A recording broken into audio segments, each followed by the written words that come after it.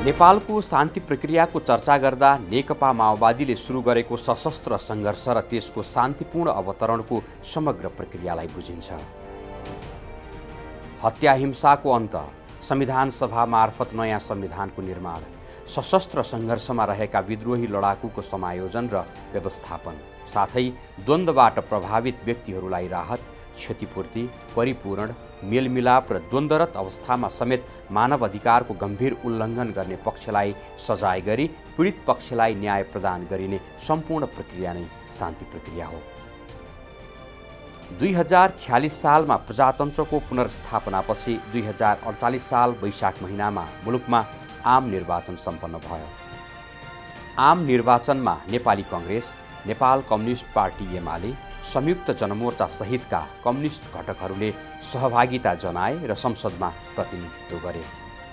नेपाली कांग्रेसले बहुमत प्राप्त गर्यो र गिरिजाप्रसाद कोइराला निर्वाचित प्रधानमन्त्री हुनुभयो। तर आन्तरिक राजनीतिक बेमेलका कारण बहुमत प्राप्त कोइराला सरकार बीचमै ढल्यो र 2051 सालमा मध्यावधि निर्वाचन भयो। राजनीतिक अस्थिरताले जनतामा एक प्रकारको असन्तुष्टि छायो। प्रतिनिधि सभामा 9 स्थान प्राप्त गरेको संयुक्त जनमोर्चाले मध्यावधि निर्वाचनमा भाग लिएन। मुलुकमा विद्यमान विभेद, दमन, उत्पीडन र असमानताको अन्त्य गर्ने घोषणासहित तत्कालीन नेकपा माओवादी र यसको वैधानिक मञ्च संयुक्त जनमोर्चाले राजतन्त्र सहितको संसदीय व्यवस्थाका विरुद्धमा सशस्त्र सङ्घर्षको तयारीलाई तीव्र पार्यो। यसै क्रममा 2052 साल माघ 5 गते संयुक्त जनमोर्चाको तर्फबाट डाक्टर बाबुराम भट्टराईले तत्कालीन प्रधानमन्त्री शेरबहादुर देउवालाई 1 महिने अल्टिमेटम सहित 40 बुँदे ज्ञापन पत्र बुझाउनु भयो। नेपालमा 250 वर्षदेखिको राजतन्त्रको अन्त्य नभएसम्म सच्चा लोकतन्त्र प्राप्त हुन सक्दैन भन्ने बोधका साथ 46 आन्दोलनको लगत्तै पछि हामीले त्यो अभियान चलाएका थियौँ। संविधान सभाबाट नेपालको संविधान बन्नुपर्छ र गणतन्त्र स्थापना गर्नुपर्छ भन्ने अभियान अन्तर्गत नै हामीले 3-4 वर्षसँग अभियान चलायौँ र फागुन 2052 फागुन 1 गतेबाट सुरु गऱ्यौँ र त्यही क्रममा नै हामीले हाम्रो मागलाई सूत्रबद्ध गरेर 40 सूत्रको रूपमा सरकारलाई हामीले बुझाएका थियौँ। सामाजिक, आर्थिक र राजनीतिक परिवर्तनको मागसहित 2048 सालदेखि नै वैचारिक विद्रोहमा रहेको जनमोर्चाले आफ्ना 40 बुँदे माग पूरा नभएको भन्दै 2052 साल फागुन 1 गते रोल्पाको होलेरी, रुकुमको राडी जिउला, सिन्धुलीको सिन्धुली माडी प्रहरी चौकी र गोरखाको कृषि विकास बैंक अन्तर्गतको साना किसान विकास कार्यालयमा एकसाथ आक्रमण गरी राज्य विरुद्ध सशस्त्र विद्रोहको सुरुवात गर्यो। 46 सालको ऐतिहासिक जनआन्दोलनपछि बनेका सरकारहरूले विभेदको अन्त्य गर्नेतिर, अपमानको अन्त्य गर्ने, शोषण अन्यायको अन्त्य गर्नेतिर जाला भन्ने जो अपेक्षा थियो, झन् उल्टै त्यो नयाँ सरकारहरू बनेपछि 40 सालको आन्दोलनपछिका सरकारहरूले हरेक क्षेत्रमा त्यो विभेदलाई बढाउने काम, अन्याय शोषणलाई बढाउने काम, देशमा भएका केही राष्ट्रिय उद्योगहरू पनि निजीकरणका नाम बेच्ने काम गर्न थालेपछि अब एउटा क्रान्ति बिना र उत्पीडित वर्ग, जाति, क्षेत्र, समुदायलाई सङ्गठित गरेर एउटा विद्रोहमा नलइकन यो देशमा स्थायी शान्ति, स्थिरता र विकास सम्भव छैन भन्ने निष्कर्षमा पुगेपछि हामीले 52 सालमा जनयुद्धको उद्घोष गरेको। यसरी रोल्पा, रुकुम, सिन्धुली र गोरखाबाट सुरु भएको माओवादी विद्रोह केही वर्षभित्रमा देशभर फैलियो। माओवादीको सशस्त्र विद्रोहका कारण मुलुकमा हत्या, हिंसा र अशान्तिका श्रृङ्खला सुरु भए। श्रृङ्खलाबद्ध आक्रमण, अपहरण र व्यक्ति हत्याका घटनाहरू दिनौ घट्न थाले। दूर दराजका प्रहरी चौकीदेखि जिल्ला सदरमुकामसम्म माओवादीको निशानामा परे, जसले गर्दा मुलुकमा अकल्पनीय मानवीय तथा भौतिक क्षति हुन पुग्यो। एकातिर मुलुक द्वन्द्वको रापमा लपेटिसकेको थियो भने अर्कोतिर संसदवादी राजनीतिक दलहरू माओवादी विद्रोहको राजनीतिक समाधान खोज्न छोडेर सत्ताको जोड घटाउन व्यस्त रहे। 2051 देखि 2056 को 5 वर्षीय अवधिमा मुलुकमा 7 पटक सरकार फेरबदल भए। यो राजनीतिक अस्थिरताका कारण माओवादीको विद्रोहलाई झनै मलजल पुग्यो। 2052 सालमा सुरु भएको माओवादी सशस्त्र विद्रोह 2058 सालमा आइपुग्दा अधिकांश जिल्लाका सदरमुकाम बाहेकका अन्य भूभाग माओवादीको अप्रत्यक्ष नियन्त्रणमा पुगिसकेको थियो। विद्रोहीहरूले रोल्पा, म्याग्दी, रुकुम, सोलुखुम्बु, पाल्पा, सिन्धुली लगायतका जिल्ला सदरमुकाममा भीषण आक्रमण गरेर राज्य विरुद्ध धावा बोलिसकेका थिए। माओवादी विद्रोहलाई नियन्त्रणमा लिन प्रहरी बल लगभग असफल भइसकेको थियो। 2056 सालमा तत्कालीन प्रधानमन्त्री कृष्णप्रसाद भट्टराई नेतृत्वको सरकारले पूर्व प्रधानमन्त्री शेरबहादुर देउवाको अध्यक्षतामा माओवादी समस्या समाधान सुझाव आयोग गठन गरी समस्या समाधानको सुझाव लिएको थियो। यसैबीच 2058 साल जेष्ठ 19 गते मध्यरातमा राजपरिवार हत्याकाण्ड भयो। उक्त हत्याकाण्डमा तत्कालीन राजा वीरेन्द्रको वंशनाश भयो। वीरेन्द्रको वंशनाशपछि तत्कालीन अधिराज कुमार ज्ञानेन्द्र शाहलाई राजा घोषणा गरियो। तत्कालीन प्रधानमन्त्री गिरिजाप्रसाद कोइरालाले माओवादी विरुद्ध सेना परिचालन गर्न राजा ज्ञानेन्द्र शाहसँग परामर्श गर्नुभयो। तर सेनाका परमाधिपति समेत रहेका राजा ज्ञानेन्द्र र प्रधानमन्त्री गिरिजाप्रसाद कोइराला बीच सेना परिचालन सम्बन्धमा मत मिल्न नसकेपछि 2058 साउनमा गिरिजाप्रसाद कोइरालाले प्रधानमन्त्री पदबाट राजीनामा दिनुभयो। म प्रधानमन्त्री छु अहिले, आज यसै बेला म प्रधानमन्त्री पदको त्याग गरेको घोषणा पनि यही सदनमा दिनु। कोइरालाको बहिर्गमन पश्चात शेरबहादुर देउवा प्रधानमन्त्री हुनुभयो। माओवादी विद्रोहको समाधान राजनीतिक रूपमा खोज्नुपर्ने भन्दै देउवा सरकारले माओवादीसँग शान्ति वार्ता प्रक्रिया सुरु गर्ने निर्णय गर्यो। माओवादीले पनि सरकारको शान्ति वार्ता गर्ने निर्णयलाई स्वागत गर्यो। परिणामस्वरूप 2058 साल श्रावण 12 गते सरकार र विद्रोही दुवै तर्फबाट युद्धविरामको घोषणा भयो। माओवादी विद्रोह सुरु भएपछि पहिलो पटक सरकार र माओवादी बीच 2060 भाद्रमा दाङको हापुरेमा शान्ति वार्ता प्रारम्भ भयो। शान्ति वार्तामा विद्रोही माओवादीका तर्फबाट गोलमेच सम्मेलन, अन्तरिम सरकार र संविधान सभाको माग प्रस्तुत भए। त्यो बेलामा माओवादीको तर्फबाट बाबुराम भट्टराईजी, डाक्टर बाबुराम भट्टराई र कृष्णबहादुर महराजी आउनुभएको थियो। उहाँहरू दुईजना तोकिनु भएको थियो र यतापट्टिबाट संयोजकमा म थिएँ र कमल थापाजी हुनुहुन्थ्यो। हामी दुईजना थियौँ र त्यसमा बाबुरामजीहरूले, माओवादीहरूले उहाँहरूका भनेका कुराहरू धेरै हामीले अध्ययन गरेर कतिपय कुराहरूमा हाम्रो सहमति पनि थियो र अन्तिममा गएर हामीले यो वार्ता अहिले भङ्ग नगरौँ, हामी संविधान सभा पनि हामी मानिदिन्छौँ, तर एउटै कुरा हुनुपर्छ के भने आलङ्कारिक रूपमा भए पनि राज संस्था रहने शर्तमा संविधान सभा गरौँ। संविधान सभा मान्छौँ भन्दाखेरि यो हामीलाई हुँदैन यो भनेर उहाँहरू उठेर जानुभयो। त्यसको केही समयपछि ललितपुरको गोदावरीमा पुनः वार्ता भयो। तर माओवादीले उठाउँदै आएको संविधान सभाको निर्वाचन र गणतन्त्र जस्ता विषयहरू सरकारले स्वीकार नगरेपछि विद्रोही माओवादी वार्ता प्रक्रियाबाट पछि हट्यो। माओवादीले 2058 मङ्सिर 6 गते एकपक्षीय रूपमा युद्धविराम भङ्ग भएको घोषणा गर्यो। हाम्रो तर्फबाट प्रस्तुत गरिएको संविधान सभाको मागमै कुरा मिल्न सकेन। अरू कुरा त अब धेरै भए, धेरै राउन्ड बैठक भयो। सबभन्दा पहिला त काठमाडौँमै बैठक भयो, त्यसपछि हाम्रो बैठक बर्दिया राष्ट्रिय निकुञ्जभित्र पनि भयो र देशका अरू विभिन्न भागहरूमा पनि भए। तर हाम्रो सबभन्दा मुख्य माग संविधान सभाको माग नै त्यति बेर उहाँहरूले स्वीकार गर्नु भएन। यस लगत्तै मङ्सिर 8 गते दाङको घोराईमा रहेको सैनिक ब्यारेक र स्याङ्जाको प्रहरी चौकीमा भीषण आक्रमण गर्यो। माओवादी विद्रोह सुरु भएपछि पहिलो पटक सैनिक ब्यारेकमा आक्रमण गरेर सेनालाई समेत ठूलो क्षति पुर्यायो। 2059 जेठमा प्रधानमन्त्री शेरबहादुर देउवाको सिफारिसमा प्रतिनिधि सभा भङ्ग भयो। देउवा सरकार काम चलाउ सरकारमा परिणत भयो। यसैबीच राजा ज्ञानेन्द्रले स्थानीय निकाय साथै प्रतिनिधि सभाको निर्वाचन गराउन सरकारलाई आदेश दिए तापनि निर्वाचन गराउने वातावरण नभएको भन्दै सरकारले निर्वाचन गराउन नसक्ने भएपछि 2059 असोज 18 मा प्रधानमन्त्री शेरबहादुर देउवालाई असक्षमको आरोपसहित शाही घोषणा मार्फत अपदस्थ गरी लोकेन्द्र बहादुर चन्दलाई प्रधानमन्त्रीमा नियुक्त गर्नुभयो। राजाको यो कदमले प्रतिनिधि सभा पुनर्स्थापनाको माग राखी आन्दोलन गरिरहेका संसदवादी राजनीतिक दलहरूको सडक सङ्घर्षलाई थप बल पुग्यो। नेपाली काङ्ग्रेस प्रजातान्त्रिक पनि सडक सङ्घर्षमा सहभागी भयो। उता माओवादीले पनि आफ्नो विद्रोहलाई झनै व्यापक बनाउँदै लग्यो। संसदवादी दलहरूको सडक आन्दोलन र माओवादीको सशस्त्र विद्रोहको एकसाथ सामना गरिरहेको सरकारले 2059 माघमा विद्रोही माओवादीसँग पुनः वार्ता गर्ने निर्णय गर्यो र युद्ध स्थगन भएको घोषणा गर्यो। विद्रोही माओवादीले पनि युद्धविरामको घोषणा गरेर सरकारसँग वार्ता प्रक्रिया पुनः प्रारम्भ गर्यो।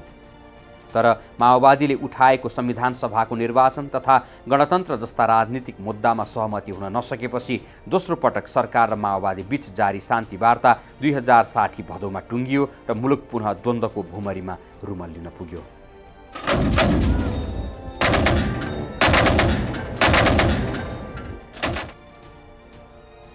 यसबीचमा राजाको इच्छा अनुसार प्रधानमन्त्रीहरू नियुक्त भइरहे। लोकेन्द्र बहादुर चन्द, सूर्यबहादुर थापा हुँदै पुनः शेरबहादुर देउवा प्रधानमन्त्री नियुक्त हुनुभएको थियो।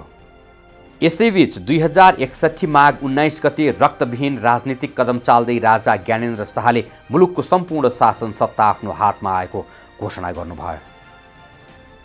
हामीबाट प्रयोग भई आएको राजकीय सत्ताको प्रयोग गरिबक्सी नेपाल अधिराज्यको संविधान 2047 को मर्म र भावना अनुरूप हामीबाट वर्तमान मन्त्री परिषद आजैबाट विघटन गरिबक्सेका छौँ।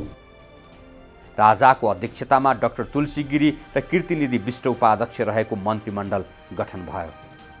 राजाको यो कदमले संसदवादी राजनीतिक दलहरू र राजाबीच झन असमझदारी बढेर गयो। राजा ज्ञानेन्द्रको सत्ता महत्त्वाकांक्षा र राजनैतिक दललाई पाखा लगाउने कार्यले विद्रोही माओवादीसँग 7 राजनीतिक दलहरूको दूरी कम गर्यो। परिणामस्वरूप 7 राजनीतिक दल र माओवादी बीच निरङ्कुश राजतन्त्रको अन्त्य गर्ने र संविधान सभा मार्फत नयाँ संविधान लेख्ने साझा मुद्दामा छलफल सुरु भयो।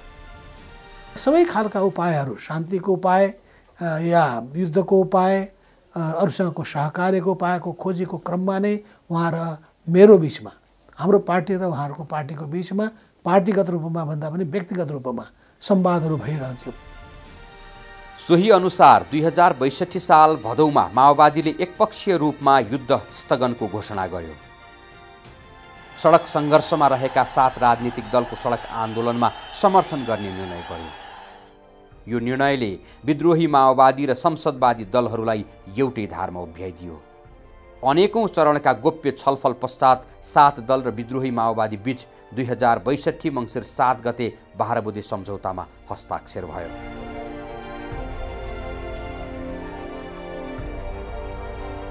यो 12 बुँदे सम्झौता मुलुकमा जारी सशस्त्र द्वन्द्वको अन्त्य गर्दै शान्ति स्थापना गर्ने कार्यमा पहिलो प्रस्थान बिन्दु थियो।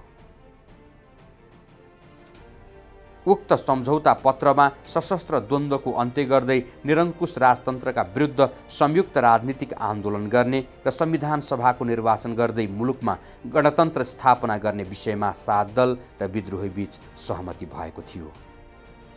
पछिल्लो कालमा जब राजा ज्ञानेन्द्रले सत्ता आफ्नो हातमा लिइसकेपछि अब राजतन्त्रलाई उन्मूलन गर्नुपर्छ भन्ने निष्कर्षमा एउटा समझदारी गरौँ। गणतन्त्रको निम्ति हामी तीनटै तयार भइसकेका छौँ र अब शान्तिपूर्ण ढङ्गले नै परिवर्तनको बाटोमा अगाडि बढौँ भन्ने हाम्रो तीनटैको बिचमा कुरा भइसकेपछि अनि एउटा मस्यौदा तयार गरौँ भनिसकेपछि हाम्रो तर्फबाट मस्यौदा तयार भयो। माओवादीले छुट्टै तयार गर्नुभयो, काङ्ग्रेसले छुट्टै तयार गर्यो। ती सबै मस्यौदालाई एक ठाउँमा राखेर हामी गोप्य ठाउँमा माओवादी पार्टीले तयार गरेको एउटा सेल्टरमा हामी बसेर अनि 12 बुँदे दस्तावेज तयार गरेको हो। राजतन्त्रलाई ढाल्नका लागि एकताबद्ध भएर जानुपर्छ भने सम्झौता समेत गरेर हामी लागि परेका हौँ। सोही 12 बुँदे सहमति अनुरूप संसद पुनर्बहालीको माग सहित 2062 साल चैत्र 24 गतेदेखि विद्रोही माओवादीको समेत समर्थनमा दोस्रो जनआन्दोलन सुरु भयो। 19 दिनसम्म चलेको 62-63 को ऐतिहासिक संयुक्त जनआन्दोलनका सामु राजाको प्रत्यक्ष शासन डगमगायो र 2063 वैशाख 8 गते राजाबाट आन्दोलनरत राजनीतिक दलहरूलाई प्रधानमन्त्री सिफारिस गर्न गरिएको घोषणामा दलहरू सहमत हुन सकेनन्। फलतः वैशाख 11 गते राजाबाट विघटित प्रतिनिधि सभा पुनर्स्थापनाको घोषणा भयो। आन्दोलनरत 7 राजनीतिक दलको गठबन्धनको मार्गचित्रका आधारमा तत्कालीन प्रधानमन्त्रीको सिफारिसमा नेपाल अधिराज्यको संविधान 2047 बमोजिम 2059 साल जेठ 8 गते विघटन भएको प्रतिनिधि सभालाई यसै घोषणा मार्फत पुनर्स्थापित गरिबक्सेका छौं। यस घोषणासँगै राजाको प्रत्यक्ष शासन अन्त्य भयो। त्यस लगत्तै आन्दोलनरत दलहरूको सहमतिमा गिरिजाप्रसाद कोइराला प्रधानमन्त्री नियुक्त हुनुभयो।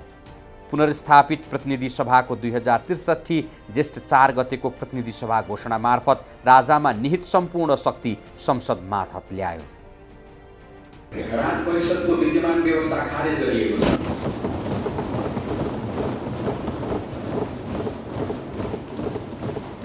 यसले गर्दै आएका आवश्यक काम प्रतिनिधि सभाले व्यवस्था गरे। त्यो घोषणालाई मनन गरेर कसैले पनि यसमा हस्तक्षेप गरेर यसलाई अवमूल्यन गर्न खोजेमा हामीहरूले सम्पूर्ण देशले उठेर यसलाई आवाज उठाउनुपर्छ। सरकार र माओवादी बीच 2063 ज्येष्ठ 12 गते वार्ता भई द्विपक्षीय युद्धविराम आचार संहितामा हस्ताक्षर भएपछि शान्ति प्रक्रिया थप सहज बाटोमा हिँड्न थाल्यो। यसपछि पनि राजनीतिक वातावरणलाई अझ सहज बनाउन तथा संविधान सभाबाट संविधान निर्माण गर्ने प्रतिबद्धतासहित दुवै पक्षका सेना र हतियारको व्यवस्थापनमा सहयोग गर्न संयुक्त राष्ट्रसङ्घलाई अनुरोध गर्ने सहमतिसहित 2063 असार 2 गते 7 दल र माओवादी बीच 8 बुँदे समझदारी सम्पन्न भयो। प्रधानमन्त्री निवास बालुवाटारमा भएको यस समझदारीमा हस्ताक्षर गर्न पहिलो पटक सार्वजनिक रूपमा नेकपा माओवादीका अध्यक्ष प्रधानमन्त्री निवास बालुवाटार पुग्नु भएको थियो। 12 बुँदे समझदारीमा व्यक्त प्रतिबद्धता र युद्धविराम आचार संहिताको प्रस्तावनाको भावनालाई आधार बनाउँदै अन्तरिम संविधान निर्माण गर्ने, सोही अनुरूप अन्तरिम सरकार गठन गर्ने, संविधान सभाको निर्वाचनको मिति घोषणा गर्ने, सहमतिद्वारा अर्को व्यवस्था गरी प्रतिनिधि सभा भङ्ग गर्ने र नेकपा माओवादीद्वारा गठित जनसरकारहरू विघटन गर्ने। आषाढ 2 गते नै युद्धविराम आचार संहितालाई अनुगमन गर्न गठित अनुगमन समितिको कार्यक्षेत्र र कार्यविधिहरू पारित भएका थिए भने श्रावण 24 गते नेपाल सरकार र नेकपा माओवादीद्वारा संयुक्त राष्ट्रसङ्घका महासचिव कोफी ए अन्नानलाई सेना तथा हतियार व्यवस्थापन कार्यमा अनुगमन साथै संविधान सभाको निर्वाचनमा अनुगमनका लागि छुट्टा छुट्टै तर समान धारणाको पत्र पठाई अनुरोध गरिएको थियो। यस अवधिमा शान्ति प्रक्रियाका कार्यहरू अगाडि बढ्दै रहे। कहिले 7 राजनीतिक दल र माओवादी त कहिले नेपाल सरकार र माओवादी बीच सहमति र समझदारीहरू भए। 2063 कार्तिक 22 गते 7 दल र नेकपा माओवादी बीच माओवादी लडाकुहरूलाई 7 मुख्य शिविर र वरिपरि 21 सहायक शिविरमा राख्ने, हतियारहरू शिविरभित्रै सुरक्षित भण्डारण गरी राख्ने, संयुक्त राष्ट्रसङ्घले आवश्यक जाँच गर्ने, नेपाली सेना ब्यारेकभित्र रहने र माओवादीका हतियार बराबरकै सङ्ख्यामा नेपाली सेनाले पनि हतियार सुरक्षित भण्डारण गर्ने, संविधान सभाको निर्वाचन 2064 ज्येष्ठभित्र सम्पन्न गर्ने, संविधान सभाको पहिलो बैठकले राज संस्था राख्ने वा नराख्ने विषय टुङ्गो लगाउने जस्ता विषयहरूमा सहमति भएको थियो। उक्त सहमतिमध्ये नेकपा एमाले राज संस्था राख्ने वा नराख्ने सम्बन्धमा संविधान सभासँगै जनमत सङ्ग्रह गर्नुपर्ने र संविधान सभाको निर्वाचन समानुपातिक निर्वाचन प्रणाली अनुरूप नै गर्नुपर्ने भिन्न मत दर्ज गराएको थियो। यसरी 12 बुँदे समझदारी, 8 बुँदे सहमति लगायतका सहमति र समझदारीहरूको जगमा जारी शान्ति प्रक्रियालाई लिपिबद्ध गर्न 2063 मङ्सिर 5 गते सरकार र नेपाल कम्युनिस्ट पार्टी माओवादी बीच ऐतिहासिक विस्तृत शान्ति सम्झौतामा हस्ताक्षर भयो। यसले माओवादीद्वारा 2052 साल फागुन 1 गतेदेखि सुरु गरिएको सशस्त्र विद्रोह र द्वन्द्वको अन्त्य गरी औपचारिक रूपमा मुलुकमा शान्तिपूर्ण सहकार्यको युगमा प्रवेश गरायो। यो ऐतिहासिक सम्झौतामा हस्ताक्षर हुनुलाई नेपालको राजनीतिक इतिहास र जारी शान्ति प्रक्रियामा एउटा युगान्तकारी घटनाको रूपमा लिइयो। यस घटनालाई तत्कालीन प्रधानमन्त्री गिरिजाप्रसाद कोइरालाले हत्या, हिंसा र आतङ्कको युग समाप्त भई शान्ति र लोकतन्त्रको युग पुनः प्रारम्भ भएको रूपमा अर्थ्याउनु भएको थियो भने अर्का हस्ताक्षरकर्ता प्रचण्डले यसलाई क्रमभङ्गताको संज्ञा दिनुभएको थियो। आज एउटा नयाँ इतिहासको सुरुवात भएको छ। नेपालले नयाँ युगमा प्रवेश गरेको छ। यो शान्तिको ढोका खुलेको छ र नयाँ युगमा नेपाल प्रवेश गर्दैछ।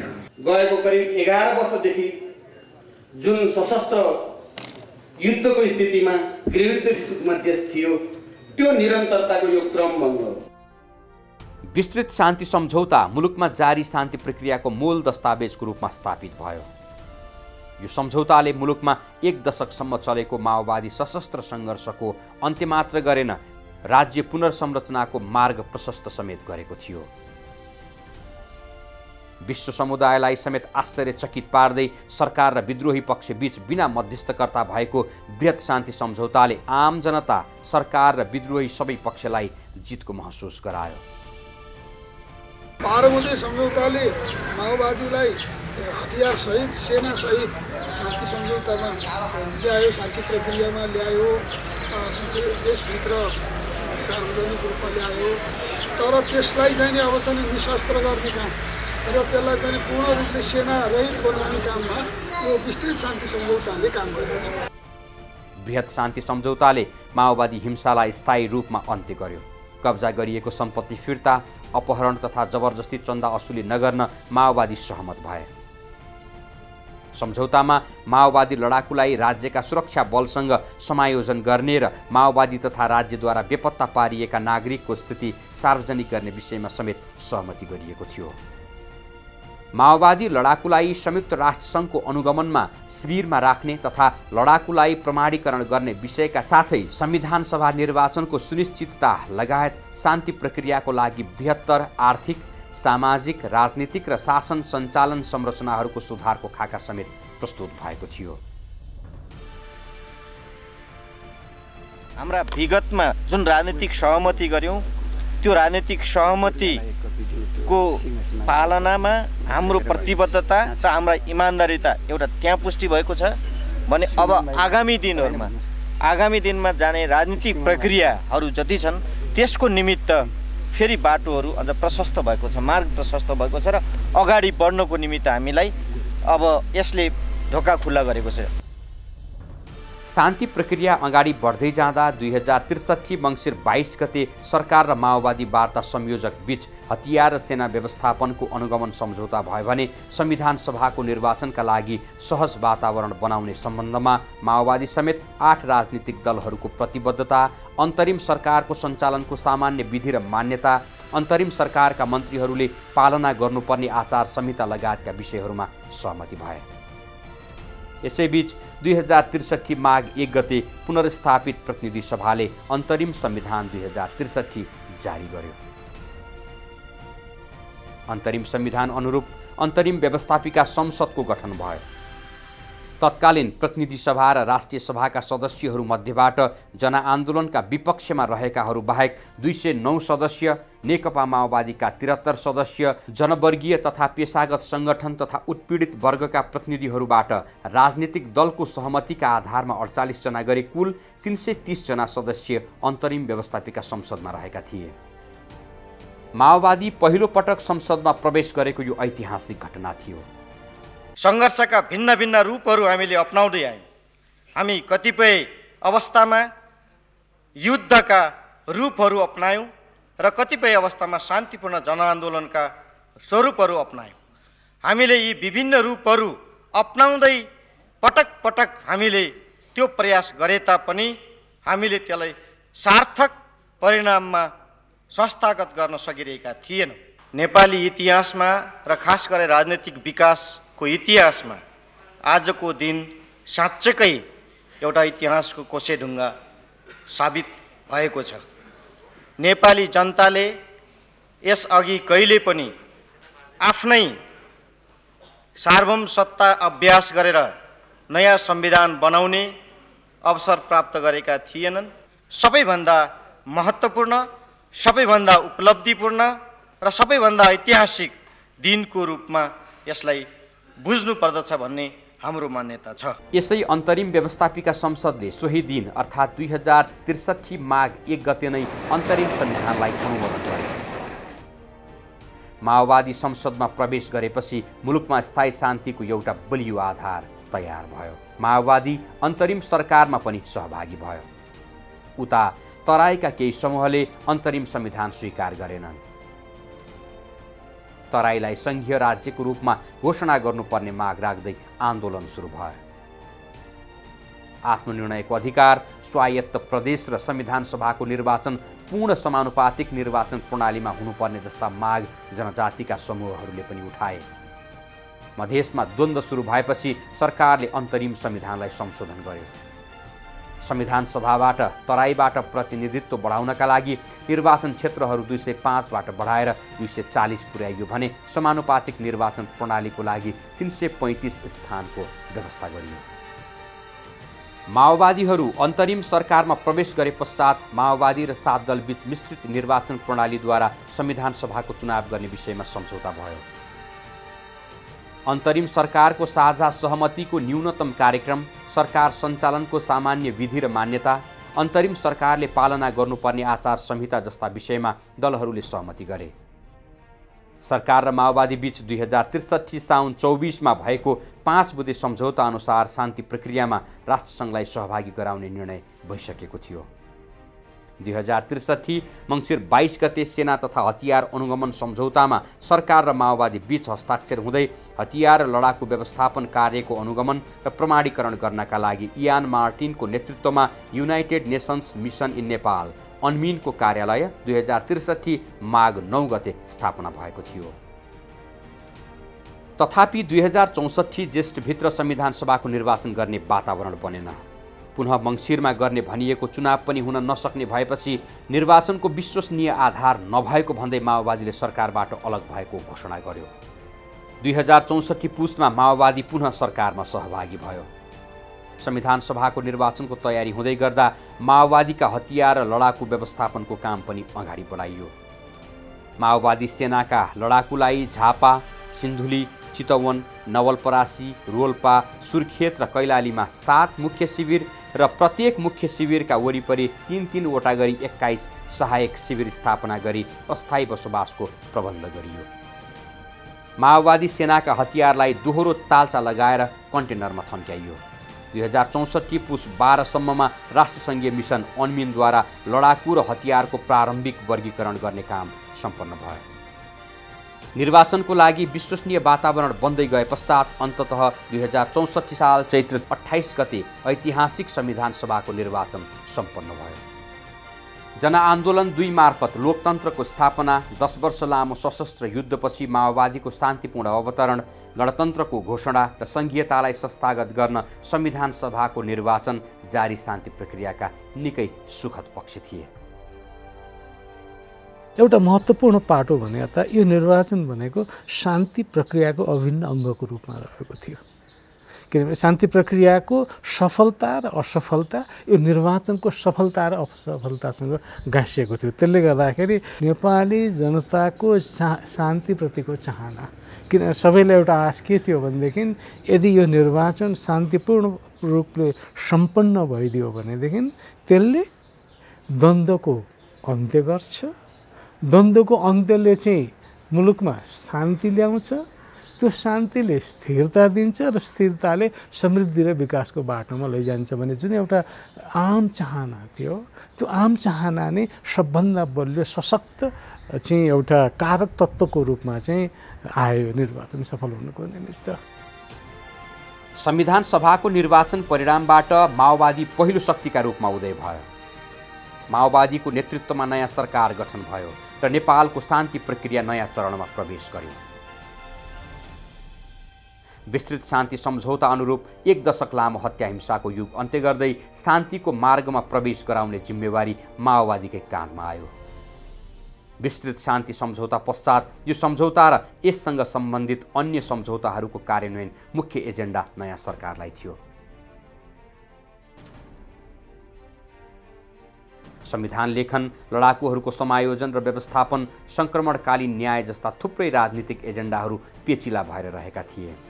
माओवादी सेनाका लडाकुको समायोजन र पुनर्स्थापना, लडाकु र हतियारको व्यवस्थापन गर्ने विषयमा सरकार र माओवादी दुवैलाई स्वीकार्य हुने विकल्पको खोजी भइरहेकै थियो।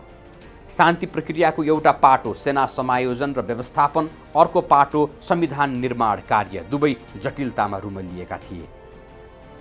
संविधान सभामा नेकपा माओवादी सबैभन्दा ठूलो दलको रूपमा रही सरकारको नेतृत्व गरे तापनि यी दुवै विषय सहजताका साथ अगाडि नबढ्दै प्रधानमन्त्री पुष्पकमल दाहाल नेतृत्वको सरकार सेनापति प्रकरणले ढल्न पुग्यो।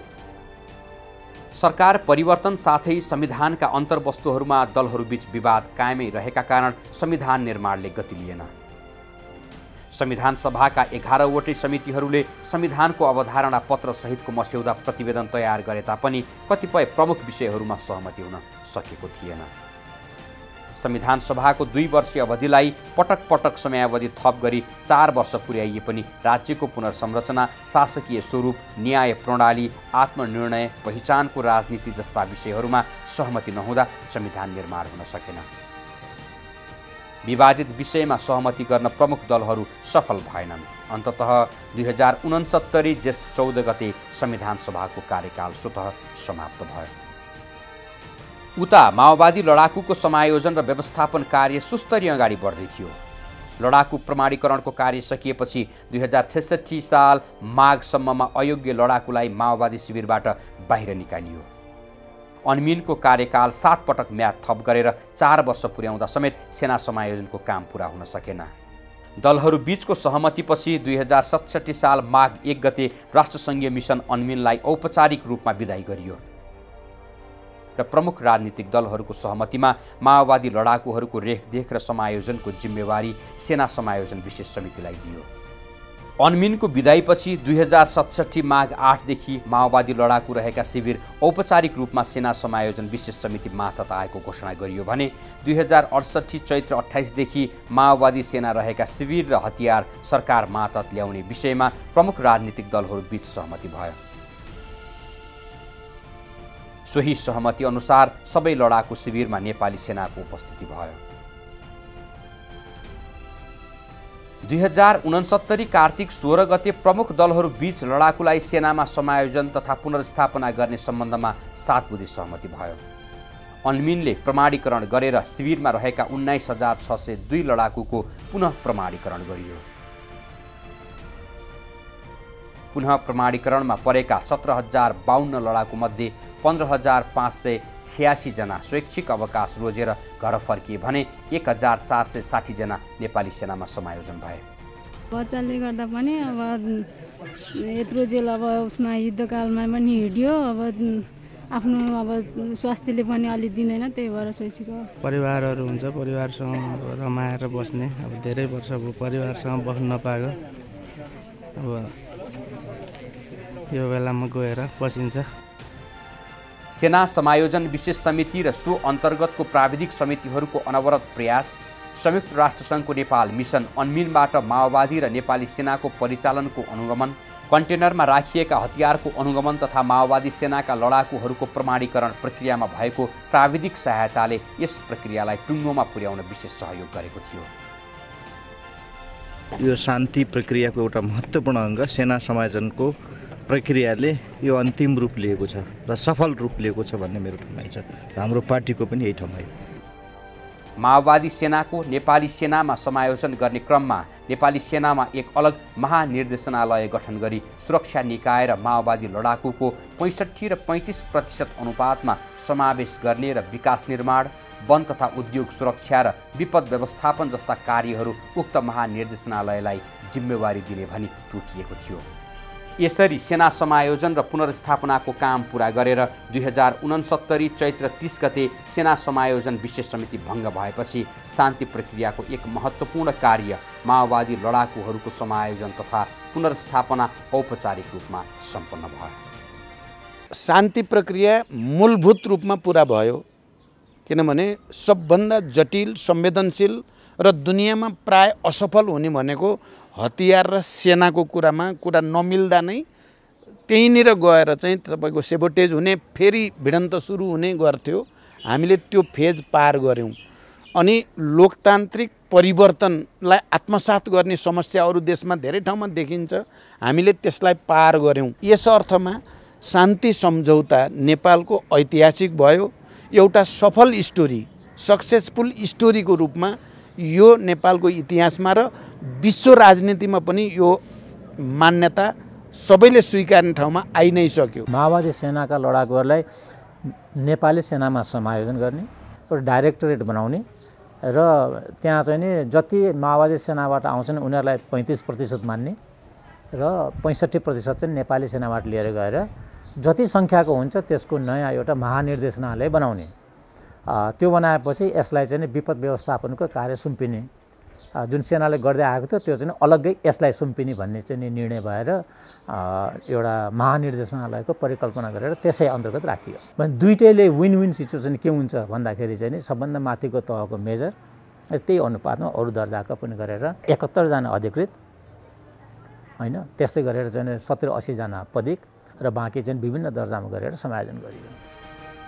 शान्ति प्रक्रिया अन्तर्गत संविधान लेखन जस्तो महत्त्वपूर्ण राजनीतिक पक्ष बाँकी रहेको अवस्थामा संवैधानिक रिक्तताका बीचमा दलहरू बाधा अड्काउ फुकाउ मार्फत अर्को संविधान सभाको निर्वाचन गर्ने सहमतिमा पुगे। बहालवाला प्रधान न्यायाधीशको अध्यक्षतामा चुनावी सरकार गठन भयो।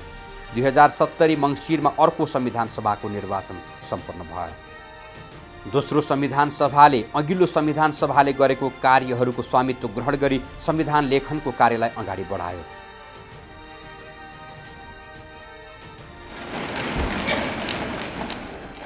यस अवधिमा संविधानका अन्तर्वस्तुमा रहेका विवादहरू समाधान गर्न दलहरू प्रयत्नशील रहे।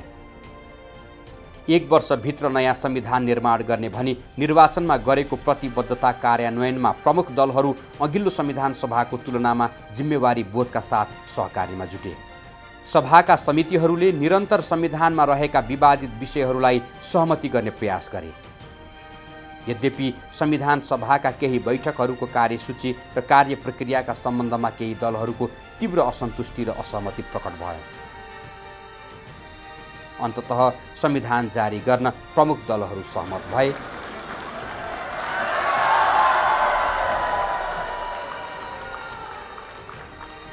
दुई 2072 असोज 3 मा नेपालको संविधान जारी भयो। आज मिति 2072 साल असोज 3 गतेदेखि प्रारम्भ भएको नेपाली जनता समक्ष घोषणा गर्दछु।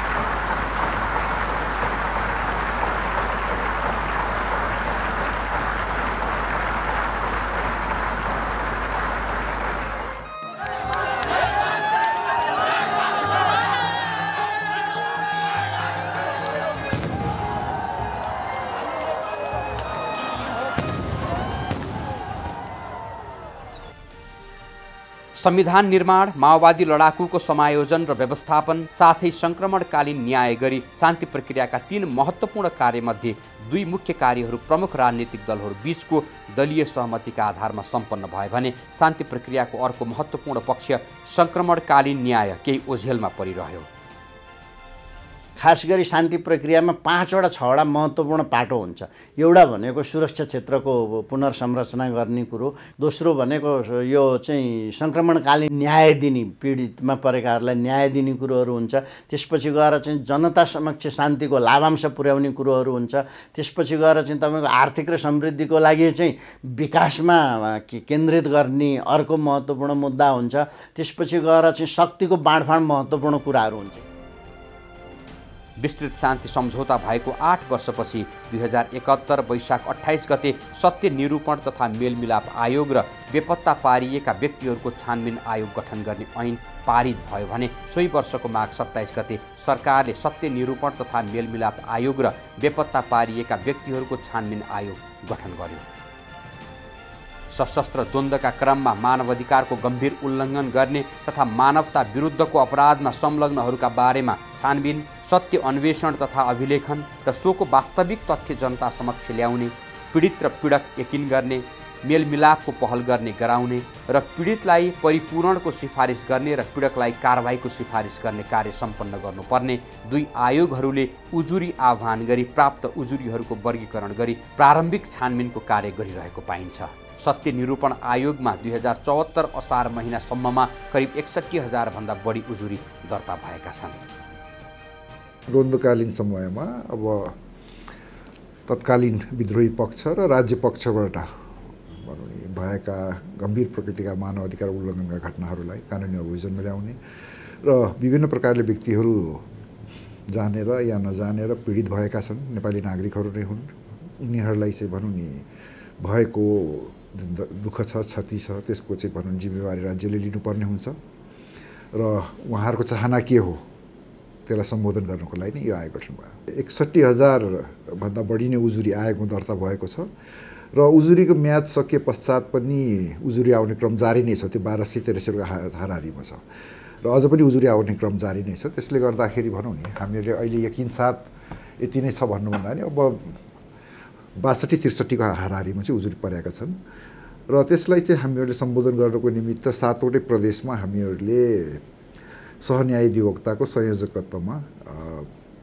विज्ञहरू रहने गरेर अनुसन्धान टोलीहरू गठन गरिसकेका छौँ। यसैगरी सशस्त्र द्वन्द्वकै क्रममा व्यक्ति बेपत्ता पार्ने घटनाका बारेमा छानबिन गरी वास्तविक तथ्य जनता समक्ष ल्याउन, सो घटनाबाट पीडित व्यक्तिलाई परिचय पत्र प्रदान गरी परिपूरणको व्यवस्था गर्न र त्यस्तो कार्यमा संलग्न व्यक्तिलाई कानुनी कारबाहीको लागि सिफारिस गर्न बेपत्ता छानबिन आयोगले काम गरिरहेको छ। यसले पनि उजुरी आह्वान गरी प्राप्त करिब 2300 उजुरी उप छानबिनको कार्य गरिरहेको पाइन्छ। यी आयोगहरूको गठनले पीडितहरूले सङ्क्रमणकालीन न्याय पाउने आशा गरिरहेका छन्।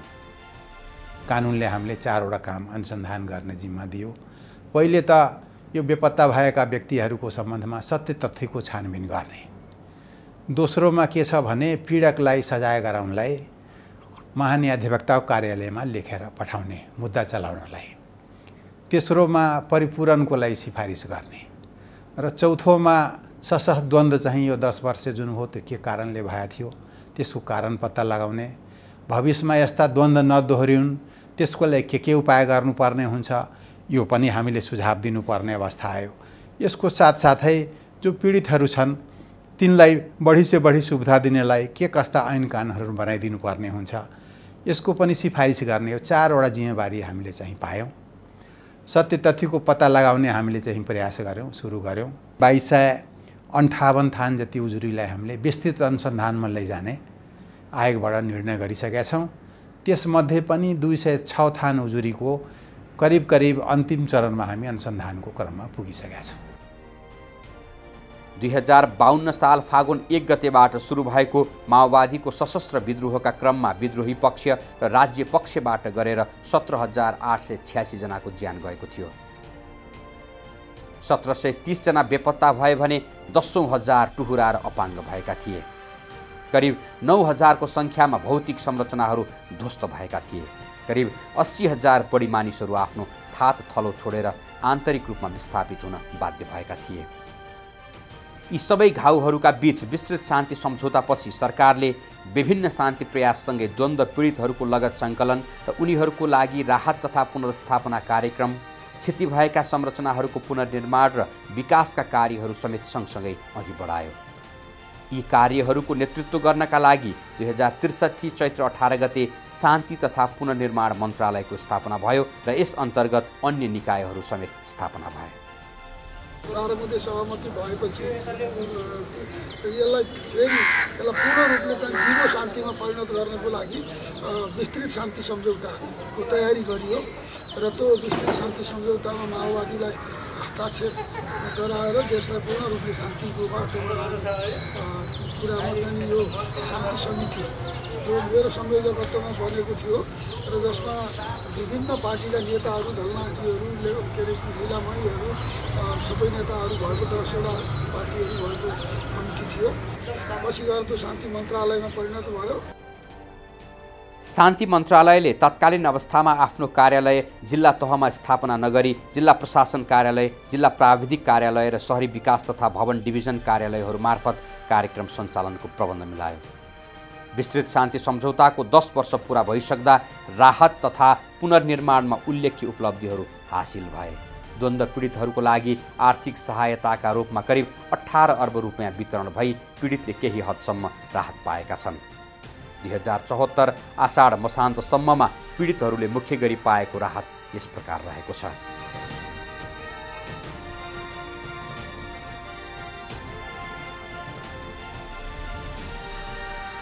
यसैगरी भौतिक संरचनाहरूको पुनर्निर्माण कार्यमा समेत 1 दशकमा करिब रु 13 अर्ब रुपियाँ खर्च भइसकेको छ।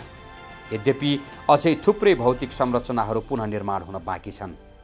2063 भएको विस्तृत शान्ति सम्झौतादेखि लडाकुहरूको समायोजन र व्यवस्थापनसम्म आइपुग्दा, शिविरको पूर्वाधार निर्माण, लडाकु भरण पोषण, भत्ता तथा अवकाशसम्म आइपुग्दा शान्ति कोष मार्फत लडाकुहरूका लागि कुल 19 अर्ब 71 करोड 52 लाख 68 हजार खर्च भएको थियो। यसरी 2052 सालमा सुरु भएको सशस्त्र द्वन्द्वले पुर्याएको ठूलो मानवीय र भौतिक क्षतिका बावजुद द्वन्द्वको शान्तिपूर्ण अवतरण भएको छ। संसद नै हरेक द्वन्द्वको समाधान गर्ने थलो हो भन्ने तथ्य प्रमाणित भएको छ।